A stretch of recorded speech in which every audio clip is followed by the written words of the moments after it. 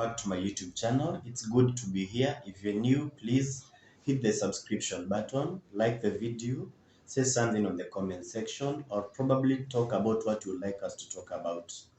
Um, Today, I'm going to have a talk about a relation of my own personal life and the struggles of somebody transforming his life from poverty to a state where you're able to cater for yourself, where you're able to feed yourself, you're able to pay your bills, and you're able to live your dream life, which I haven't yet accomplished, but I'm in the process. So I'm going to talk about myself basically, and then we can relate of the other people's lives, other people who are struggling, other people who have a vision, who have an ambition, and the processes they have taken to achieve. So number one, my name is Brian Mbuvi, and I'm a firstborn to a family of 4 kids by a single mom. Um, Growing up, as everybody else says, was not easy, but how hard was it in my case? So in the first 3 or 4 years of my life, I found myself living with my grandmother. My mom was living in Nairobi. I was in the up country with my brother. And I didn't know her that much because she used to come to visit once in a while. And I used to be told your mom lives in Nairobi. And then anytime somebody came from Nairobi, probably one of my mother's sisters, I used to ask, is that my mom or is that my mother? So it was this way. People in Nairobi never used to come to our country every single month or every single week. It was like a once in a year thing, like in December or like after every 6 months. And so every time she came around, I was like, oh, hi, you my kid. I get a new, probably a shirt, probably a pair of shoe. So we eat bread, we eat chapatis that time. Maybe we slaughter some chicken or a goat. And then she goes. And then I spend another full year knowing that my grandmother is my mother. So the character that I have, the person who I am today, or with all respect to my mother, is attributed to my grandmother, who I love very much. So at our country, it was, in Ukambani, it was like a normal routine. You wake up in the morning, you go to school, you leave school at noon, you come back home, you start with family chores like herding the cattle, going to the shamba, going to fetch water very far away, going to fetch firewood. That is the kind of life that I knew and that I actually went through. And it was good. I loved it. I loved the bedtime stories with my grandmother around the fire. I loved going herding and coming back, finding a plate, a special meal for the person who had gone to herd the cattle. I loved my grandfather sending me around. Oh, he used to call me Vunga Vunga. Rest in peace, my grandfather. He used to call me Vunga Vunga, which, according to him, he told me I was very fast. I used to do things like go bring me water, go bring me food, make me some tea. I usually did those things in a very fast way. So he used to call me Vunga Vunga. I love that kind of life. Sometimes we'll sit under shade in a tree at our homestead, and I used to have this thing that pinches the white beards from his cheek and his head, and in Kikamba we call it ngola. So I used to remove it, and I enjoyed any my life as a kid. My best moments as a kid are when I was living with my grandmother and my grandfather. They used to make some indigenous foods which are so sweet, like sorghum, crushed between rocks, and they make this traditional porridge. They went to the beehives, collect honey, make milk. They shake milk, fermented milk. We eat with ugali. It was the best life that I ever had. So I remember this one time. At around the age of 6 or 7, my mom came, and after a very long discussion and everything, we were told we are going to Nairobi. Actually, my mom had come to fetch us now to go and live in Nairobi. And that was my, up to today, I think that is the one of the times that I really cried.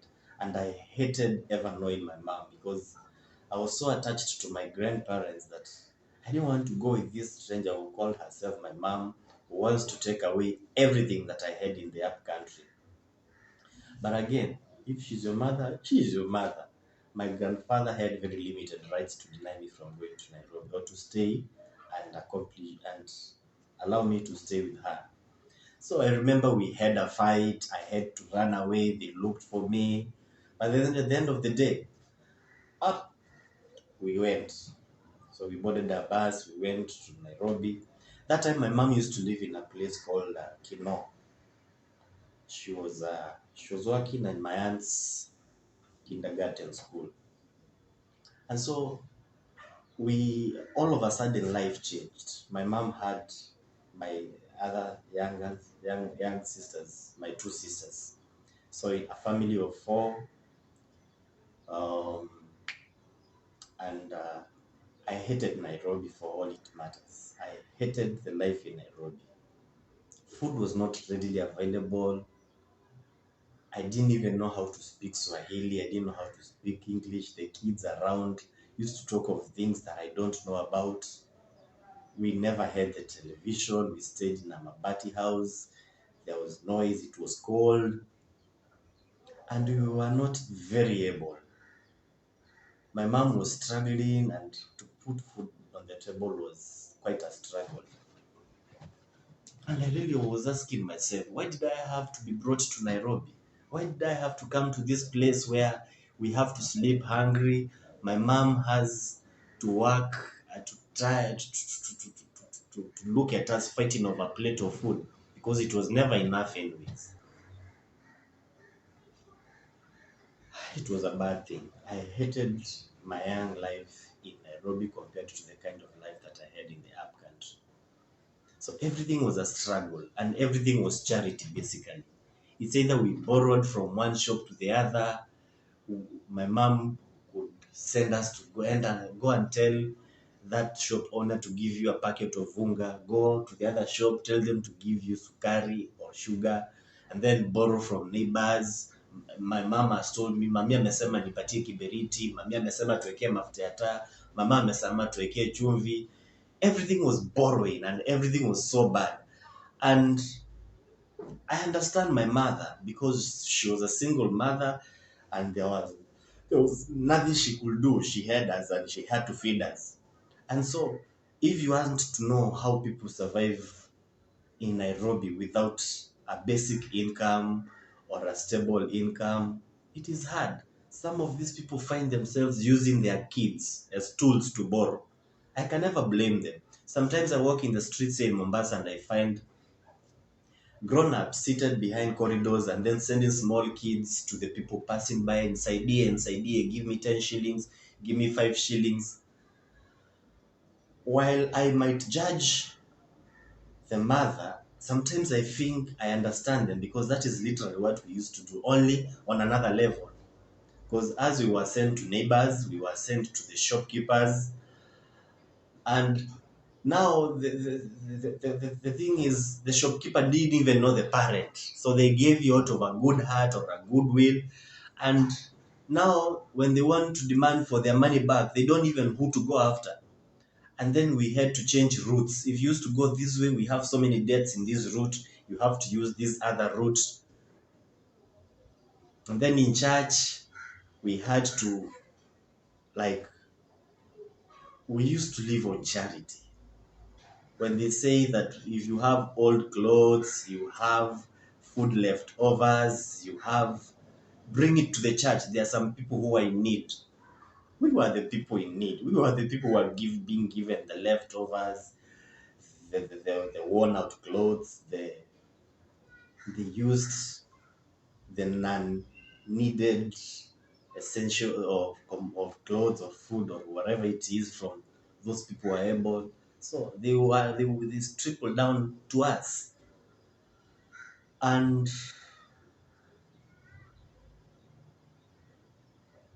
I really respect my mother for the kind of a person she is, because it was never easy. Sometimes we could cook ugali, eat it with strong tea. Strong tea is just basically water and tea leaves and a very few spoons of sugar.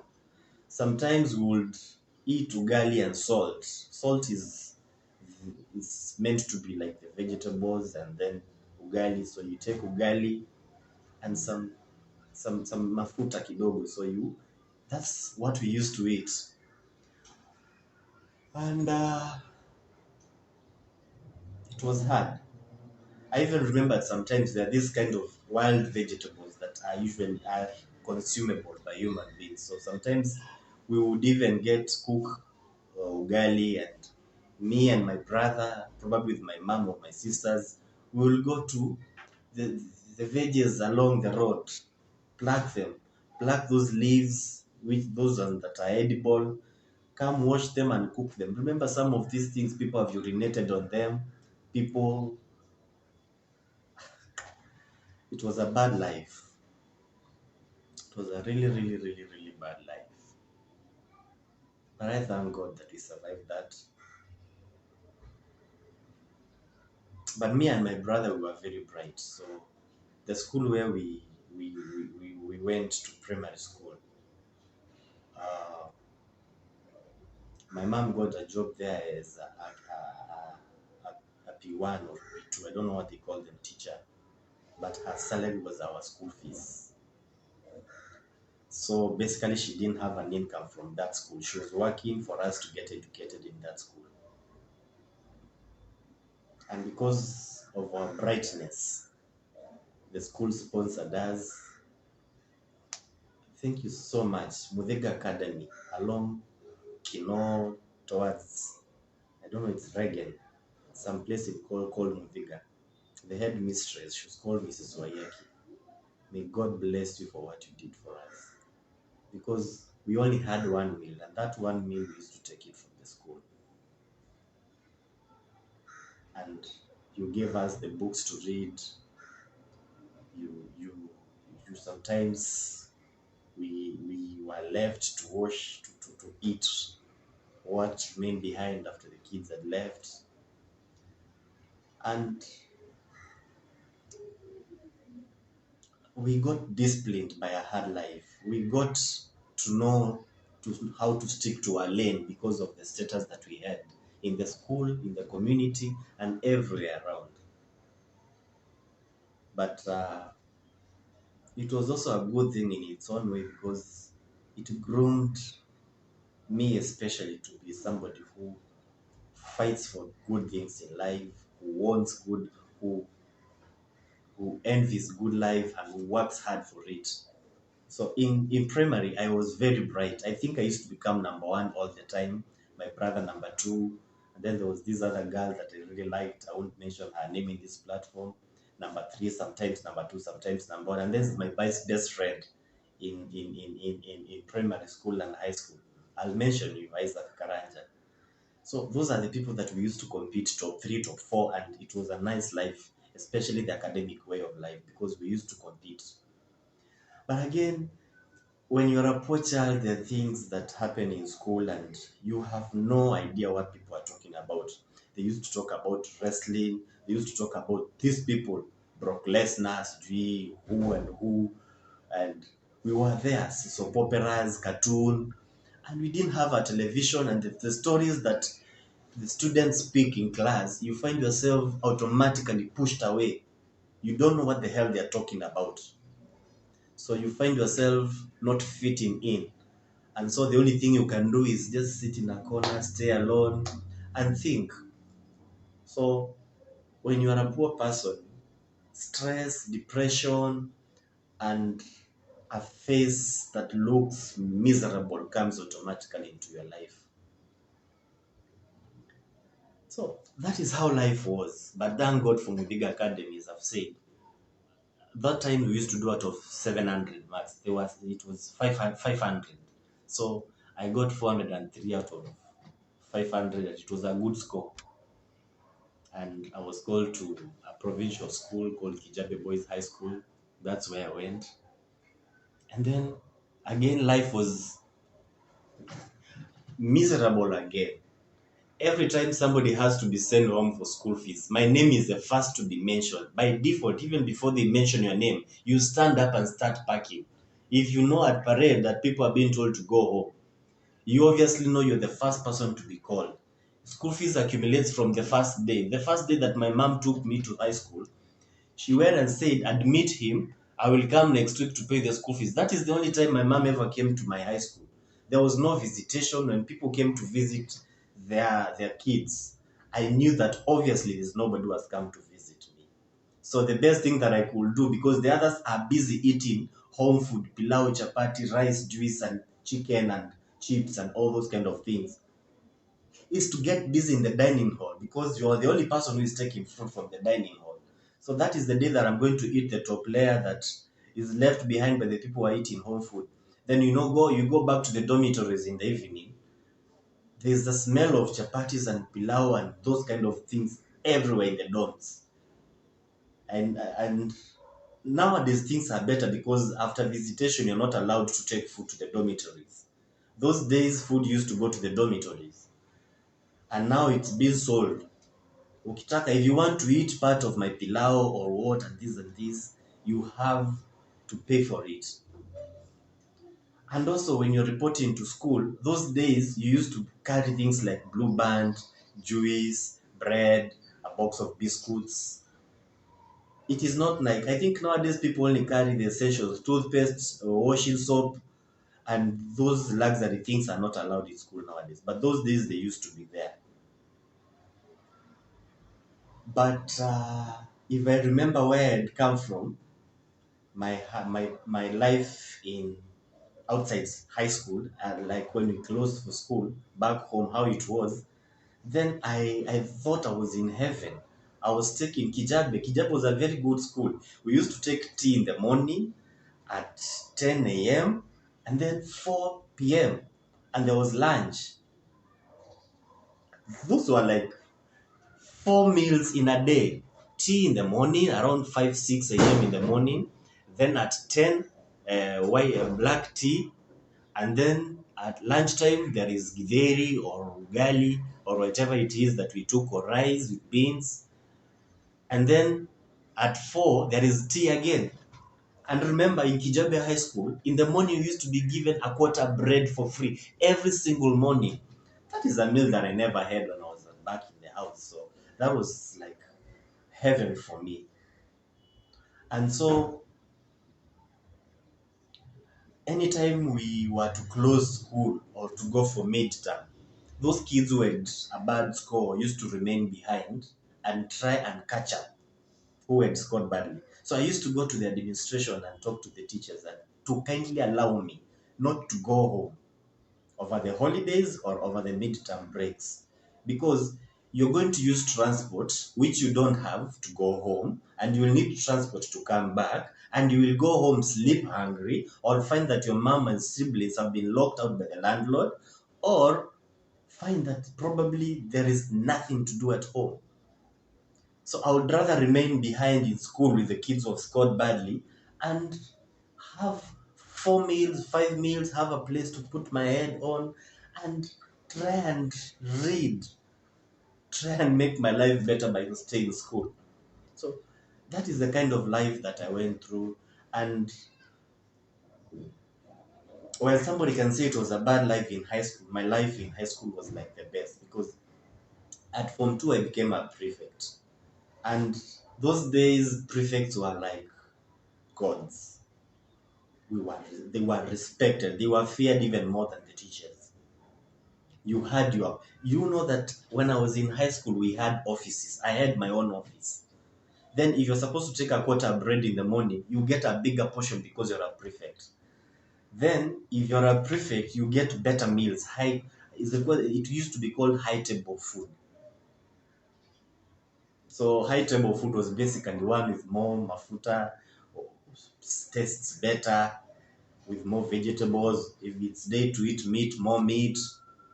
So I used to get like, by form 3, I used to get like a full bread. We used to carry it with our hands usually in the morning. And I used only to eat a quarter and sell the 3/4 bread as a quarter at 10 shillings. So that is 30 shillings every day. So I make these 30 shillings every day of the week. 7 days times 30 days, that is 210 shillings. Because I didn't need the whole bread. And there are people who there are people who loved eating and they had the money to pay for those kind of things. And again, another business I used to do in that school, once I've made these 210 shillings, I used to buy a box of biscuits. Then come with it to the dormitories and sell it. Sell the biscuits at 1 shilling per biscuit. Remember, the box has 320 biscuits. So if you bought it at 200, there's a profit of 120 shillings per box. I was so disciplined and so focused that that box, there was I couldn't allow to have a breakage or lose a biscuit or eat a biscuit because that was for business.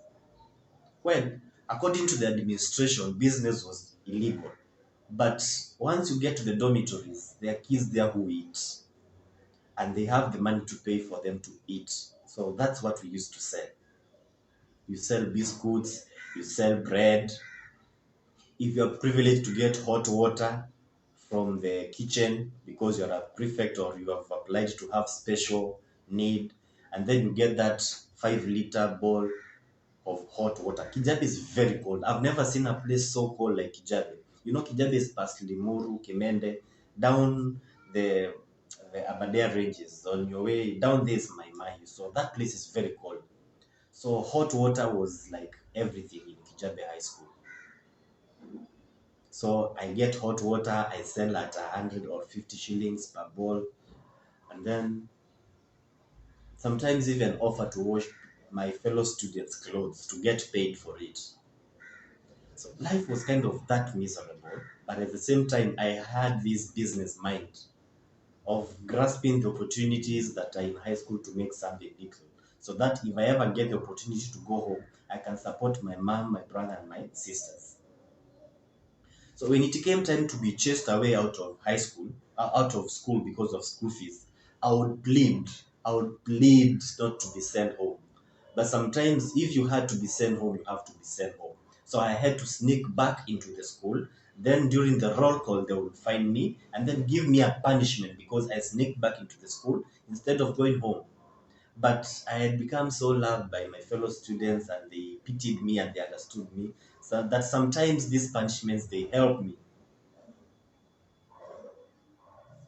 So with all these problems, the only thing I could turn to was God. So my faith in high school was very high. I believed, I worshipped, I praised God, I loved God. I even used to preach. I was a CU member. I used to preach in class. I used to preach at the parade, read Bible verses. And now as a prefect, there was that you're a Christian union official, you are also a prefect. So you people recognize you when you get into a classroom, when you are at parade, your tie is different from the rest of the students. There are meetings for prefects with teachers where you eat good food. There are trips where prefects are given the privilege to attend those trips, like symposiums, like football games. You as a prefect, you have that direct ticket to go to any trip that you want. So my life in high school was like paradise. And due to my financial and economic situation back at home, I would have loved to live in high school forever. Because that was the only place where I felt like I was a normal person, I was an esteemed person,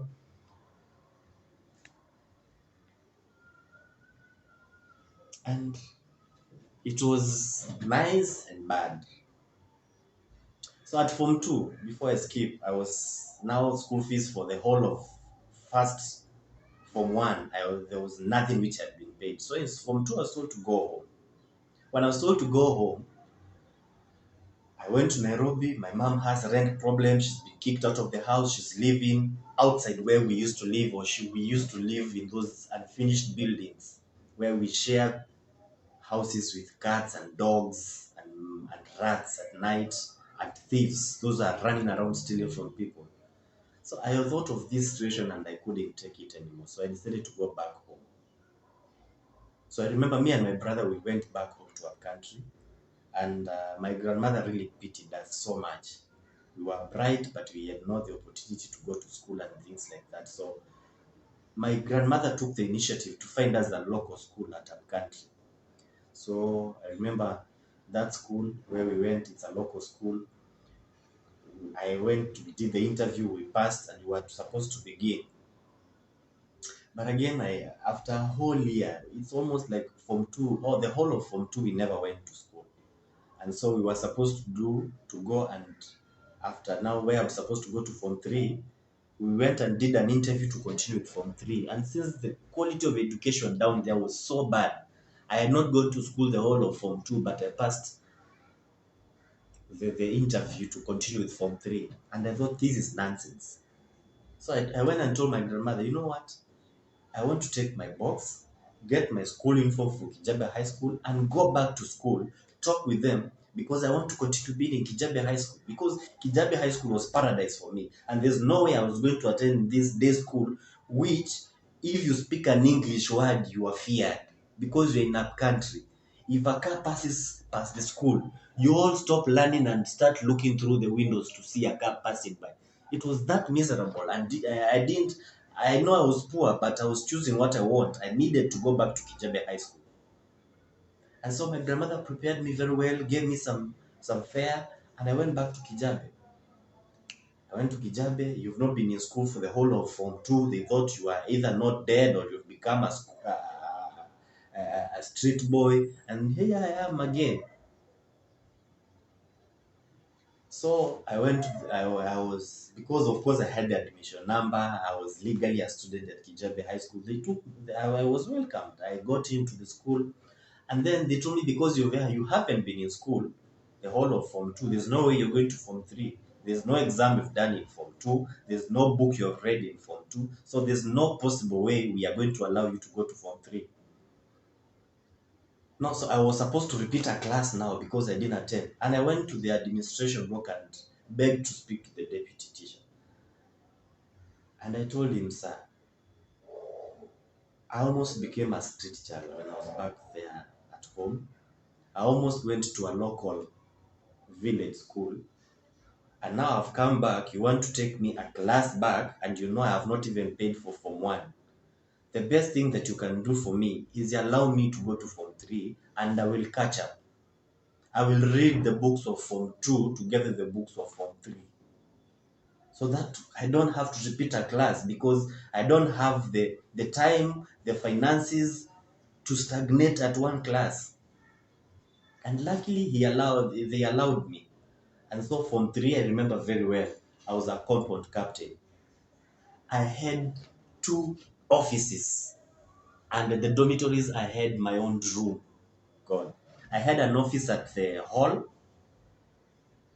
and I had an office next to our Form 3 class. And at the dormitories, we had we used to call those rooms California. The farthest and far from the entrance and far from the toilets. And so I decided to use these rooms well, because the office at the administration block next to the hall I used to use it during prep time.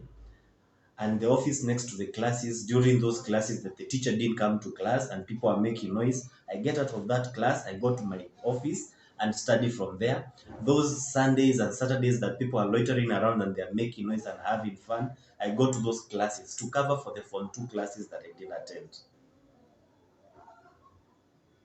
And I used my time. I tried my best to catch up, to really catch up, because in high school, when you miss a class, one class, you are not guaranteed even to top 50 in your performance. And so I had missed a whole year. And so, of course, you expect that I was number last, number 99, number 101, but I went on improving. Every time that we did the cards, from number 101 to number 95 to number 85 to number 70 to number 55 to number 35. Until now, I was somewhere around top 10 or top 20 in my class, which was a good thing, remembering that I'm competing with people who have been attending class all through. And with all these kind of difficulties and this kind of life, I have told you that being a captain was like the best thing that ever happened to me in high school. I was the third in command. After the head boy, the assistant head boy, the third in command was the compound captain. So I utilized this time well. But remember now, I've been in school from 1, I jumped from 2, now I'm in from 3, and my school fees is not being paid. I am going to the CU, I worship, I pray, I have applied for bursaries, I'm not getting any. There are no well wishers. I keep on being sent away. I go, I sneak back when I go home. My mom, probably she has health problem. Probably she's been out of the house. They don't have food.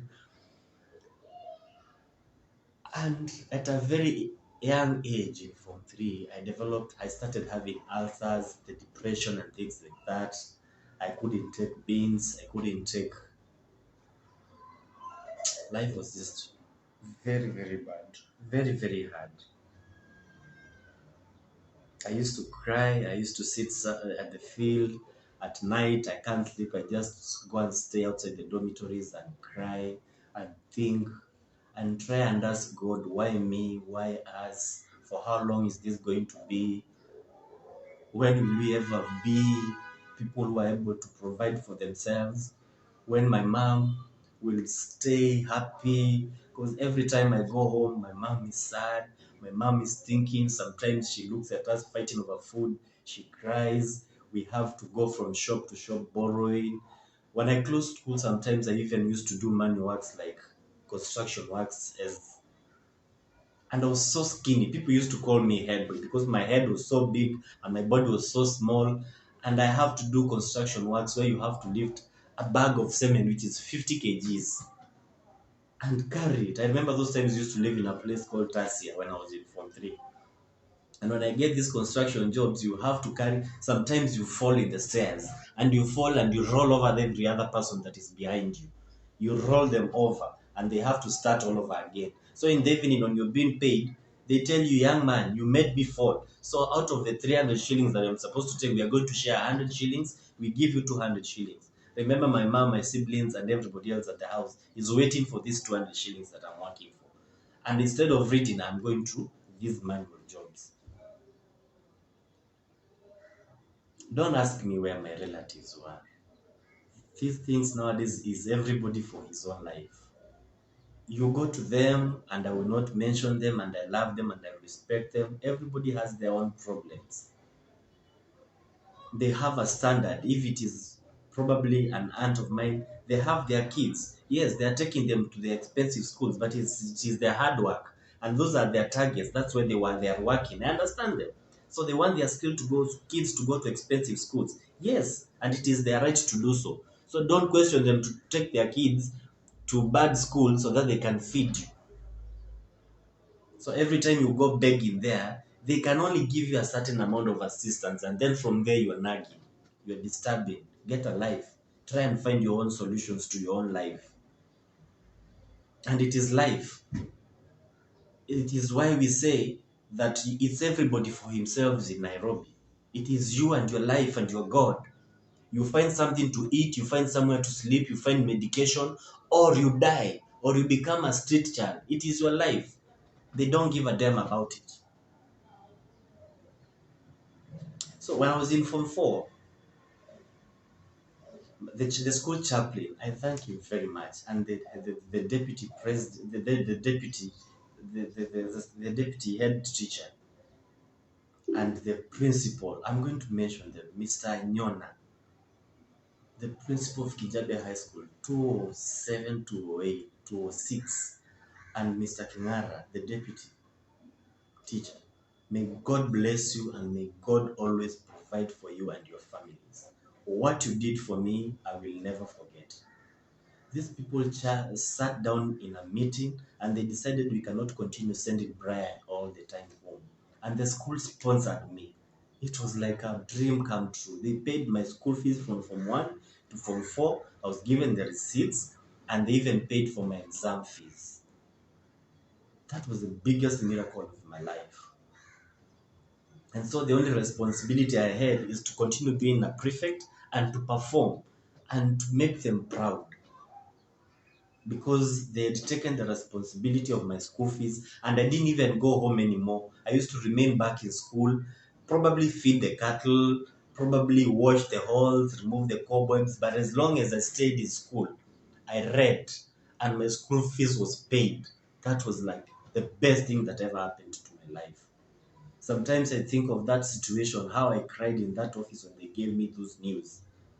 And I just pray that God may bless Kijabe High School. Because when you've gone through that kind of life, is when you ask God to give you the ability, to give you the strength for you to help other people.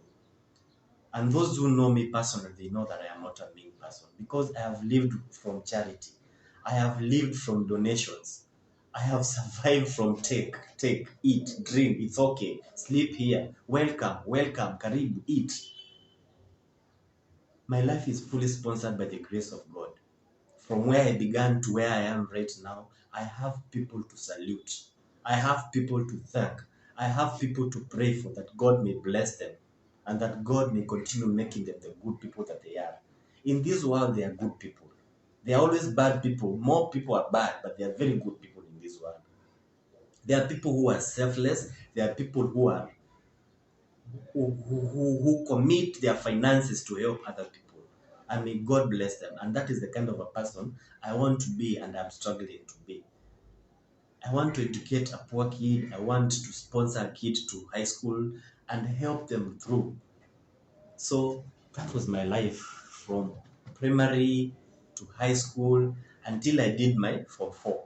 My Form 4, despite all these problems, the depression, the stress, and the ulcers, I managed to get a B. Actually, mathematics, I had an A, B, English, A. Those science lessons are the ones which gave me challenges, because I didn't have the foundation in Form 1 and Form 2 to read them well. But basically, I had a B. And you remember in primary, I had 403 out of 500, which every subject I had an A. And in high school, most of the subjects I had B plus, A, but there are those which I really failed, like chemistry and physics. So they pulled down my grade to a constant B. But B for me was a pass. And I even made my teachers proud.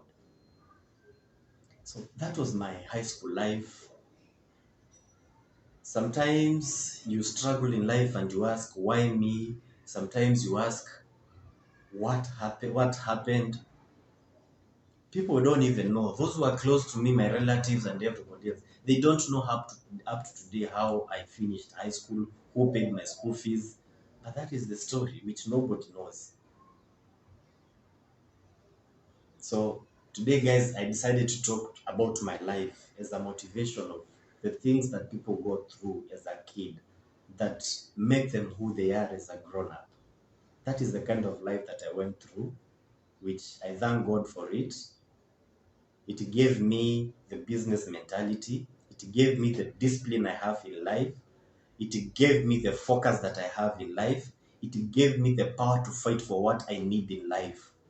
And it also taught me that there are good people in life. And it also taught me to become a good person to the needy, to those who want, and not to be a selfish and a mean and my own. Hii ni yangu, wachana na yangu, huku ni kwetu attitude.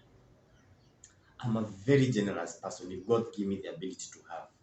I don't see the need to refuse to help those people I need, because I have been in need. I have been miserably poor. I have been educated by the grace of God. Remember in primary, I studied in a private school at the mercies of the headmistress of that school. In high school, I was sponsored by the school. So all the books that I did from primary to high school, they were given. All the clothes. In my life, from childhood up to high school, all the clothes and the shoes I ever wore, were passed on to me. Probably one or two times when one of my aunties was good or an uncle came by, they could buy you this shirt, this trouser. Those are the only new things that I remember. But mostly, the uniform, the shoes were a donation. Maybe my aunt's kids have grown big, they give you. You'll find, because most of my cousins are females, you'll find that most of the clothes that I used to wear as a kid are unisex clothes. Because as a kid, as a poor kid, you don't say this is a girl's clothes or this is a boy's clothes. You wear what you're given. As a poor person, when you're given, you don't say I don't eat ugali. You don't say I don't eat githeri. You eat what you're given. You don't choose. That is the kind of life that I went through as a kid. But I am not ashamed of it. And with my next video, I'll talk about now my adult life. After high school, what happened?